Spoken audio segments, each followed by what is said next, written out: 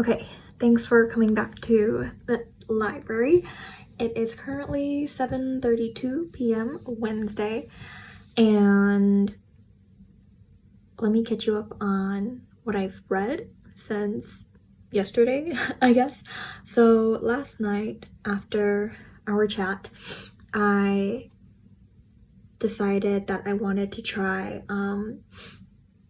reading A Song to Drown Rivers like on my commute and pick up something new when I was at home, because I was just the story was not as gripping as I was hoping it would be. So I decided to try something new, and so I just opened up my Kindle to see what books I had downloaded, and I tried reading Mile High, which is book 1 of the Windy City series, which I guess is supposedly like a hockey romance series. Whether or not that is the case, we shall never know, because I could not get past 5 pages of that book. It was just so ridiculous. I don't know who the author is, but I felt like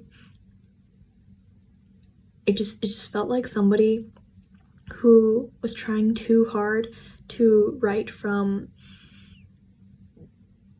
like a man's like perspective, and I feel like, well, I don't know how guys think, but I assume maybe they don't drop the F-bomb like every other word, it seems. And I think that I feel like I swear, my friends swear, but there is like a time and a place and an occasion to swear. And even though, as long as the situation is, and obviously like place and time is appropriate, I don't have any issues with it. And the only time where I felt like it was just occurred so often that I genuinely felt like ink was wasted just printing that word. And I feel like if you removed that word alone, we probably would get, I don't know, 30% more space in the story to actually develop the story. But I hated the character right from the get-go. He seemed so sleazy, and I didn't understand how anybody could come to care for him or like him. And so after like 5 pages, I just like dropped it. And I think it's a book that supposedly switches POVs between the guy and the girl, and maybe the girl is supposed to be like an airline stewardess or something, because they mentioned something about like them having like a flight and keeping on the flight crew for this season or something like that. And I assume that it's going to be a romance between one of the hockey players and one of the flight crew. Who knows? Don't care. But decided to drop that so fast. And I moved on to another book, which I guess also was a hockey romance.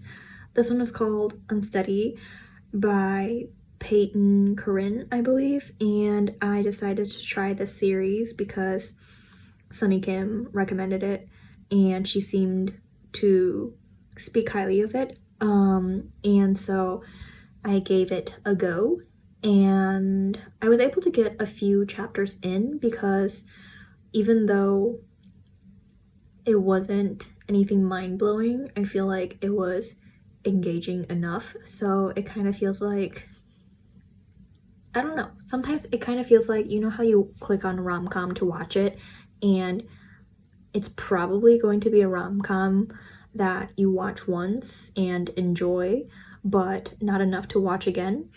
That is the vibe that I'm getting from this book. But at least the writing and the characters were way miles better than the Mile High book. So I decided that I will keep reading it. But it was getting kind of late, so eventually I decided to go to bed. But it seems like Unsteady is about a hockey player who's like the star, the captain of his university's team, and he had some kind of injury that now kind of has PTSD lingering, and he goes into these bits of like having panic attacks and not being able to be on the ice, and so he is slowly trying to return to the world of hockey. And in the beginning of the book, he has this like fundraiser or kind of philanthropic event that he attends, and the organization is supposed to help kids who like want to learn hockey but probably are from underprivileged backgrounds, and so the organization gives them the opportunity to learn how to play hockey and be on the ice. So through this event, he meets these two boys who are probably in elementary school, and their older sister, who he realizes goes to his university, and it turns out that the sister is on the figure skating team, I want to say, of the university, and she comes from a tough family. Her dad's an alcoholic, her mom is not really in the picture, and so she's working like multiple jobs. She has to maintain her scholarship at the university and things like that, but they meet, and so I assume it's supposed to be their story. They kind of get off on the wrong foot, but it's not quite enemies to lovers. I think they're just misunderstood to lovers, and so I assume that that is what the story is going to be about. I assume that they're going to explore mental health in this book a little bit, and yeah, so that's what I started reading last night. And then today, when I was commuting to and from work, I read more of A Song to Drown Rivers, and I'm really glad that I kept going because I feel like the story really picked up after what's her name? Xixi got sent to the kingdom of Wu, and I think, like I said, I think the king, Fuchai, is like the most complex character so far that we have met in this book, and so I find every scene with him really interesting because you just don't know what his deal is, because he really does seem innocent and boy-like at times. He seems like to really genuinely care about Xixi, and you kind of see that he also doesn't completely trust his own court, and so it's very believable that Xixi is able to sway his judgments and his decisions.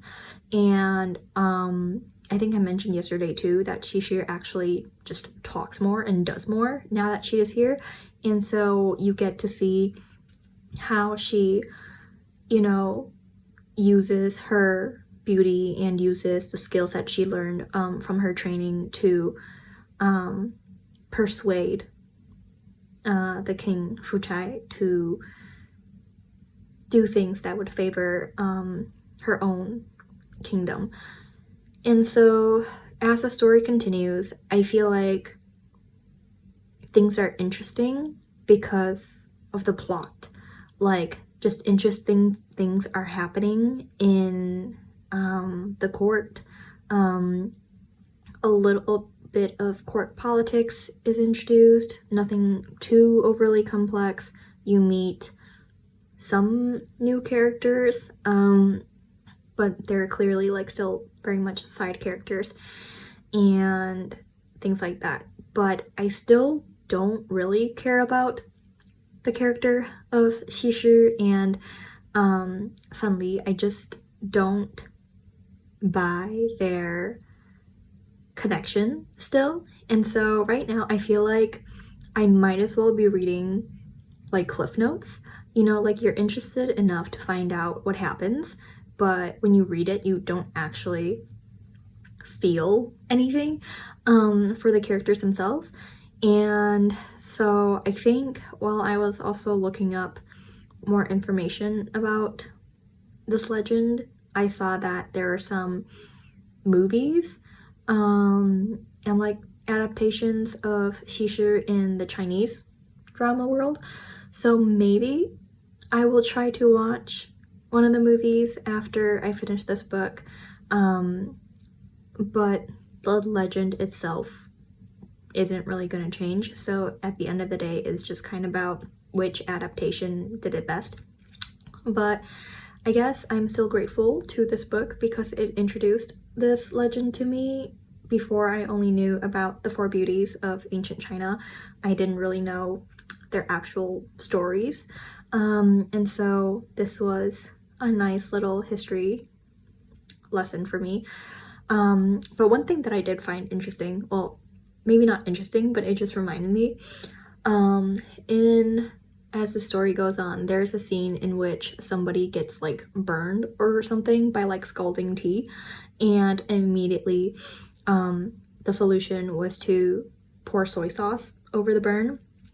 And if you're Chinese, you might know, or maybe this might be a thing in your culture as well, but I didn't know about the soy sauce thing until I personally was burned myself by like scalding water. And so I guess for me, I learned this at a very young age. I think I was anywhere between like 4 and 6, because at this time I was living with my grandma, and we lived in a very small village like outside the center of the city. And so by car back then it would take about 2 hours to get into the heart of the city. And this was a very, very small village with, I think, maybe one hospital.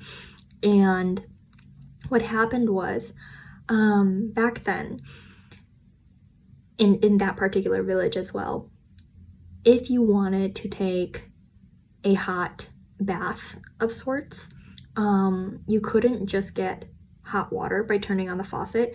Like, you had to literally boil water, dump it into like a basin, and then add cold water to it to until the temperature is like just right.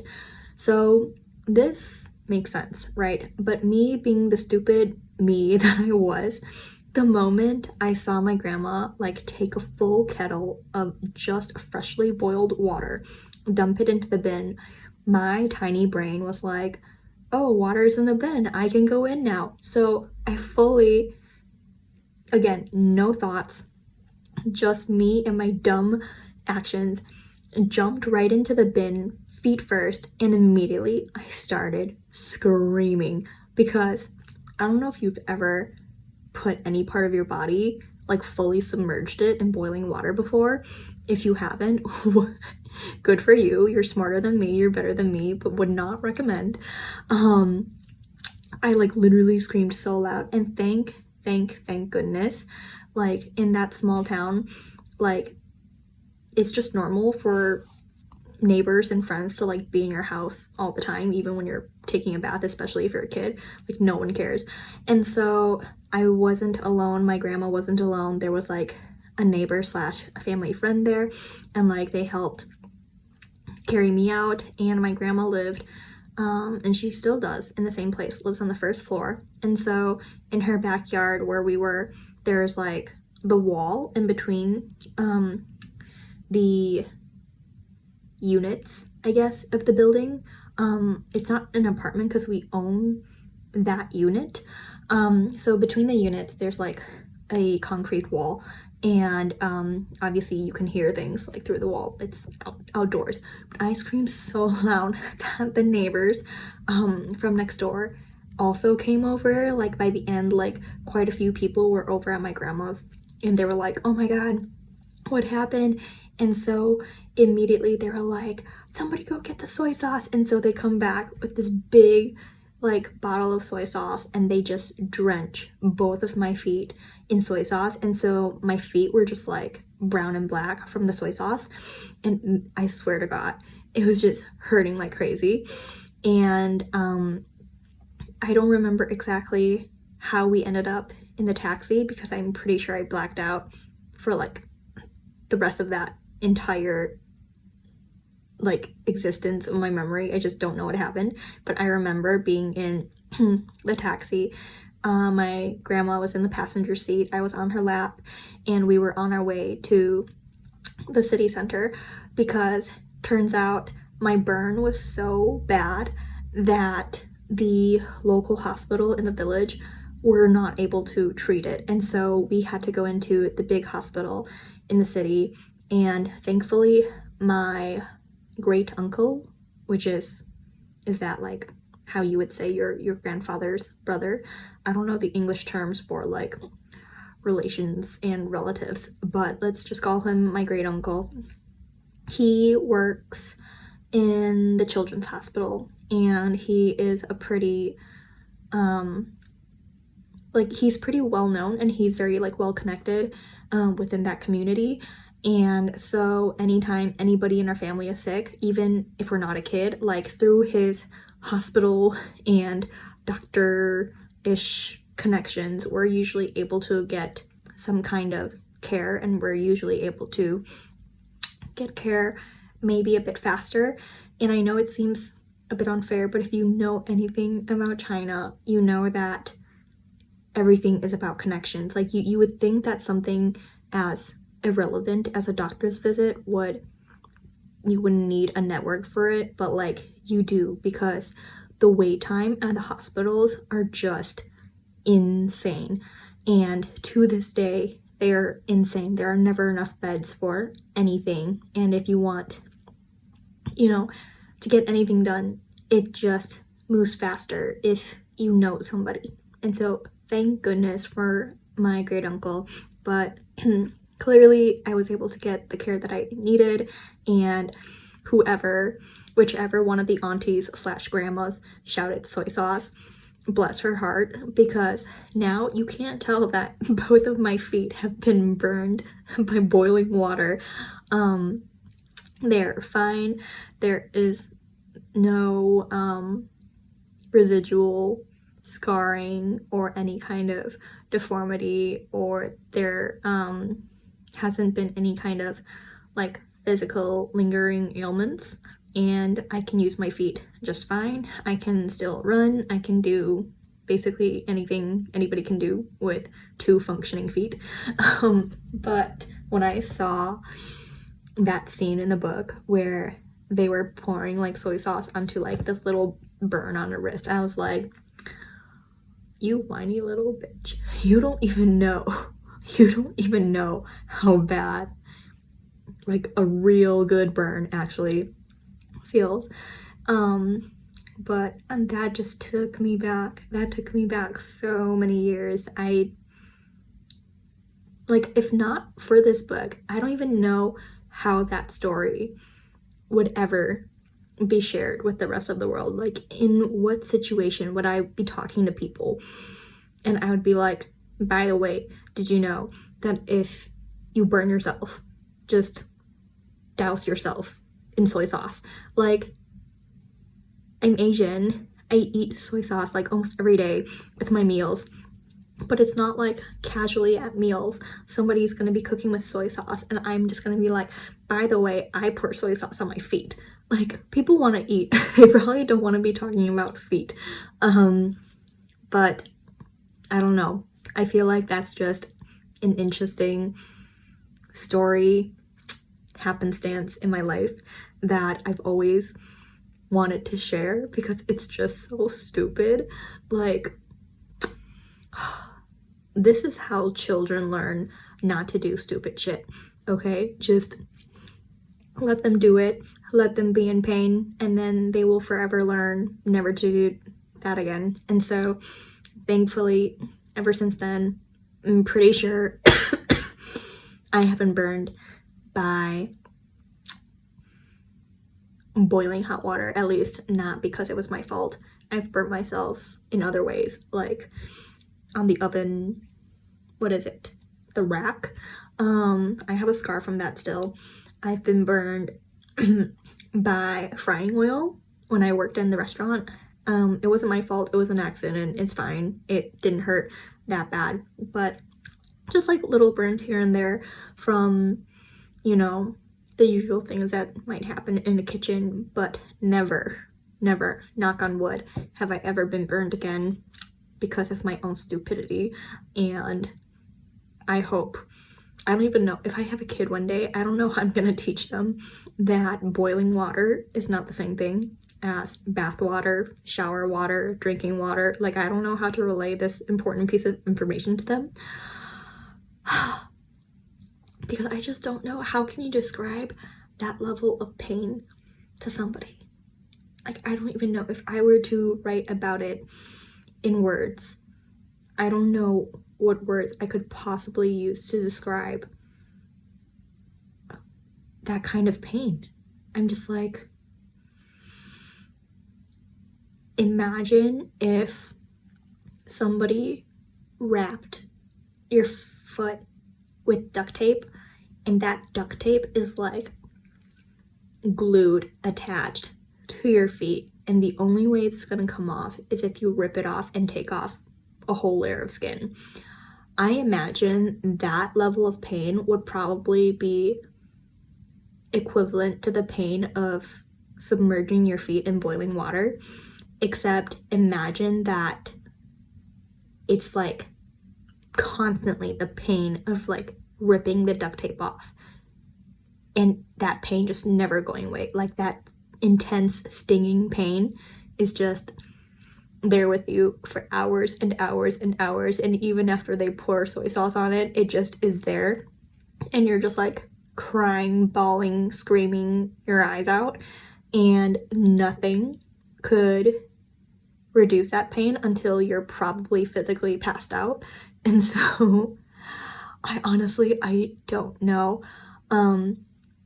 But yeah, sorry if you came here today hoping for a cozy chat about books, and I'm here talking about like one of the most painful physical experiences of my life.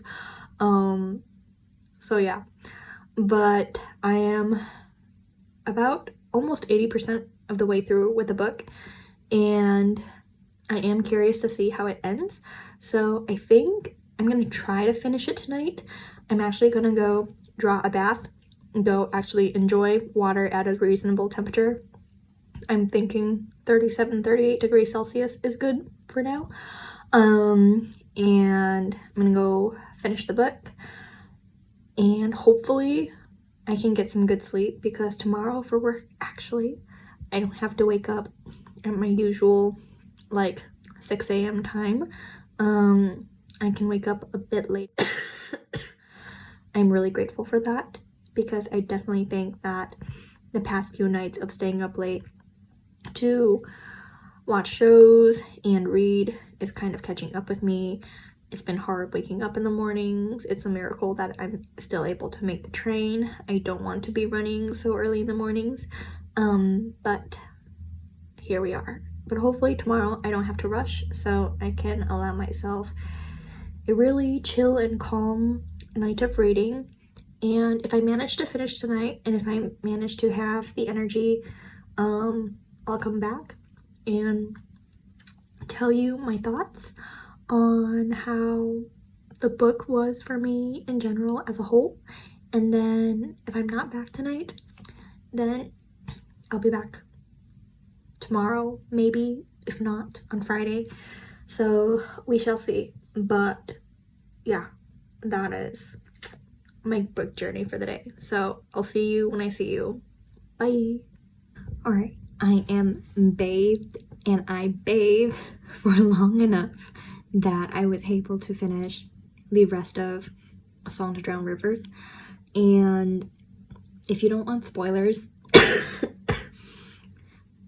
please, I will take no offense if you just exit the library right now, because for everybody who has finished the book, who just wants to talk about it, and or if you just don't plan on reading it and you want to know what happens and you don't care about spoilers, you're welcome to stay.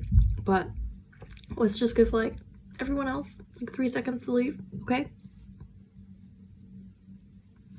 All right, you've had your chance. So if you're sticking around, this is what you signed up for. What was that ending? Okay, even though I still don't really care about any of the characters, that ending was something else. I think, well, I don't know, because I never finished reading the actual book and I don't want to say it because I don't want to spoil it for anybody. But I think there's only one other book that I know of that kind of had a twist on an ending like that. Because what do you mean nobody made it out of this book alive except for the dickhead king? What's his name? Like Gou Jian. Like, he was the true evil among all of this. We were all fooled, okay? He played us like a fiddle. And we didn't even have fiddles in ancient China. But what do you mean? She just was gone like that. Like, girl, what a shitty life you have lived, okay? And even though I didn't really care about the character of Shishu, I felt bad that that was the ending that she had. And even though I didn't care about Fen Li, I felt bad that that was the ending that he had. And again, like, I think of all the characters in the book, I felt the most sympathetic towards Fuchai because he really did like love Shishu with like all his heart. Like, I would argue that he loved her more than Fen Li. Like, I know love comes in different forms, but just in a way that their relationship was presented to us in the book, like, we saw so many more moments of them interacting, and we saw so many more moments of like Shishu like wavering, like not in her heart that she loves him, but just in the way that she like cares for him as a human being. Like, we saw her react to him so much more than we saw her react to Fen Li, and I feel like her relationship with Fen Li was just kind of like constantly being like shoved down our throats, being like, they're so in love, like they have to be, you know, head over heels for each other, like this is the greatest love of their lives, and what a tragic ending. And I'm just kind of like, I don't care. Like, they barely had any scenes together where they actually communicated and made a true connection. And I feel like in general too, like the writing and the pacing of the second half of the book was just so drastically different from the first half that when I was reading the acknowledgements at the end of the book, she mentioned that she started writing this when she was like 21 and she had ideas for this book. And then obviously I think this book is newer and I feel like she's published other books before this one, that I wonder if like the first half is kind of, you know, pulled from earlier drafts and when her craft wasn't that well practiced and honed yet, and then the second half is kind of like where she had time to sit down and actually finish the story, and that's when, you know, she has had more experience writing. I don't know, I'm just making things up because I feel like I read 2 completely different books comparing the first and second half of the story. And I feel like if the story could have started out the way that it ended, it would have been such a more enjoyable read for me. That being said, I don't think that it's one of those stories where I would go out of my way to read again, just because I honestly, I've said this so many times, I just don't care about the characters. I really, really, really don't care. Like, yes, tragic, war sucks, but like, so I feel like there just wasn't This book was trying to do too many things. It is trying to make us care about this relationship that we're supposed to be invested in, when not enough of the relationship was even shown. I feel like it was trying to be about the sisterhood of women, but there also wasn't enough moments or like unique characteristics about these girls to make us really care for them. It felt like it was about the cruelty and injustice and just unfairness of war, but there weren't enough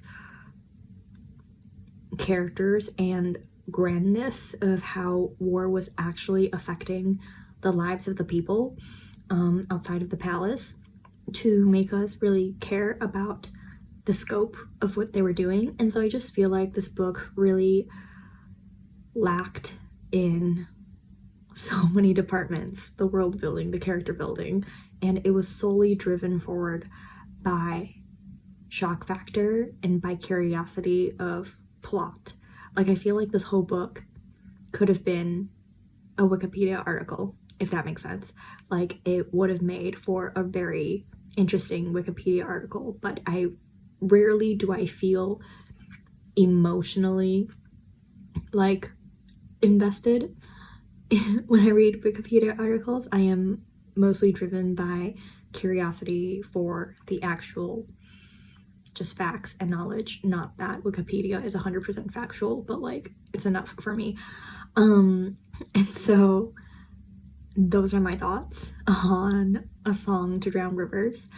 I am curious about some of her contemporary like YA novels, just because I've seen the titles like floating around here and there, but I've never actually picked up any of her books, and I wonder if maybe contemporary novels might be better, because so far I feel like these ancient Chinese fantasy legend inspired books are just not doing it for me. Because why would I read this when I could just listen to Chinese full cast audio dramas?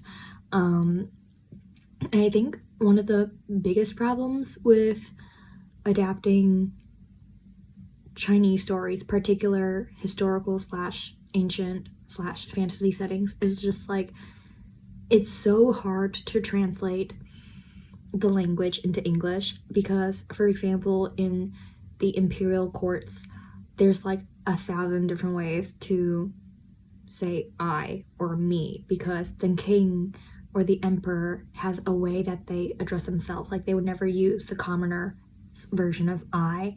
And you know, their concubines and their empress, their queens, the mother of the emperor, they all have a different version of saying I or addressing themselves that displays the ranking of their place in court. And this way of addressing yourself and addressing others extends to all of China. Like, every time you talk about yourself, it is always in reference to your social standing or your status at court. And so there is no way that the English language is suddenly going to invent like 100 new ways to say I and me and you. And so every time it's translated, like, the gravity of all of that and the nuance of all of the intricate relationships between different people is just lost, and it just feels so bland. And so I don't know, it's so hard for me to get into these English adaptations, because again, I can just listen to the Chinese version and I can have a full immersion of myself in that world. And I find it like easier to listen to as well, because I feel like sometimes, I don't know if authors struggle with this, but I feel like sometimes authors lose a lot of the writing because they're trying too hard to overcorrect and for example, write really strong female characters, but they focus on like making their characters so strong that they just forget to give them other personality traits. And so I think that is not only a problem with Chinese inspired fantasy novels, it is also a problem that is just common in many fantasy novels and novels in general that we see these days. And I'm all about, empowering women and empowering all kinds of people, but like I don't think that being selfish and almost like just being bitter is the only way to go about doing this. And I'm not saying that all novels and books and writers are doing that. Like I just think that that has somehow become the default way that we go about writing characters who just aren't heterosexual men, and I find it just not that fun to read. I feel like I haven't read that many good books on a really well-developed, character, and I think that is my problem. It is not anybody else's problem. I just need to find better books, and I need to expose myself to a greater variety of books, and I need to stop just looking to the internet for recommendations. I should really just go and read and make my own opinions. So that is 100% on me. But I think after reading A Song to Drown Rivers, I am a little bit put off of reaching for ancient Chinese inspired fantasy novels for now. I think I am more interested in reading contemporary novels or even historical, like, within like the 1900s or something like that. I feel like that would be a different vibe, but these like the fantasy ones just aren't doing it for me. Although Jade City, the urban fantasy one, that was really good, but I feel like that part of the strength of that is that it's set in like, modern day world, urban kind of setting. Even though there's magic and everything like that, it's not in ancient times. So I think that really worked in its favor, and I really should finish that trilogy. It has been years since I read the first book, but I still remember just being blown away by how much I loved it and how much I really saw like traits of the grittiness of like gangster Hong Kong films that used to watch growing up in the 90s. And I need to finish that trilogy. But in the meantime, I think maybe I'm done reading for the night, because I think it was a lot to take in, that ending. I'm still I'm shocked still, but almost a little disappointed, because I feel like it was just thrown at us and the buildup wasn't as great. I feel like everything kind of just wrapped up really quickly, and it really kind of reminded me of watching Chinese TV shows where the first, half of the show you spend a long time building up to something, and then suddenly the second half of the show, like 20 episodes, are like so rushed that you're like, oh my god, things are happening, things are shocking, but like everything is happening so fast that you don't have time to care about anything that is happening, and then suddenly it's over. Like that's kind of how I feel about the ending of this book. And while I will say that it is definitely an innovative way to conclude and write, that is enough. That is not enough for me to, I don't know, recommend this book to other people. And so I will leave it at that. But consider that another book finished for this week. Maybe, I started watching Teach You a Lesson yesterday, and I enjoyed the first episode. It was satisfying.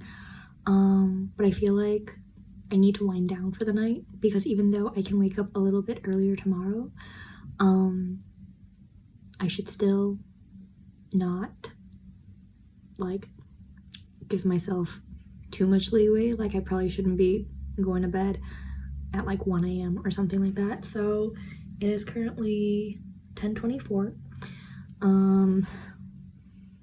Maybe I will try an episode of, what is the show on Netflix that just came out with oh god, I forgot his name.